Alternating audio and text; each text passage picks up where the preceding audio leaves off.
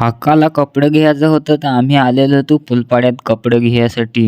जे दुकानात कपडे घ्यायचा होता त्या दुकान बंद होता, तर मग आम्ही चाललो होतो दुसऱ्या दुकानात कपडे घ्या. कपडे मानाने घ्यायचा होता, कपडे घ्यायचं होतं काकाला, लग्नात जायचं आहे ना तेव्हा. आम्ही आलो दुकानात, तो दुकानवाला लागला होता झाडू मारायसाठी. दुकानवाल्याने झाडू मारला ना आम्ही घुसलो डायरेक्ट दुकानात कपडेच बघायसाठी. काका लागेल होता पॅन्टी पसंत करायसाठी. ना माना सांगत होता बघ सांग कोणची पसंत येते तुला. आता बरं तुला कोणची पसंत येत ना माना कोणची पसंत येत, अलग अलग बरं पसंत राहते. पॅन्ट पसंत केली ना मग लागलो तू शर्ट पसंत कराय, तर त्यांनी ब्लॅक कलरचा शर्ट पसंत केलेला होता. पॅन्ट ना शर्ट पसंत केली ना मग बघत होता शर्ट पॅन्टीवर सूट होतं का नाही. याला सांगला बरं शर्ट डायरेक्ट भरून बघला तर त्याला फिट यायला लागेल होता शर्ट फिट यायला लागला, तर मग दुसरा पसंत केला आम्ही. मी ह्या सांगला बरं या शर्ट बरं भारी दिसत, त्यांनी हो सांगला घेतो मग आता यात. मी ह्या त्याला विचारला बरं तुला पसंत आहे का, तर त्याने सांगला हो पसंत सांग हाय. कपडे घेतले ना मग आलो बूट घ्यायसाठी. बूट घ्यायचं होतं माना,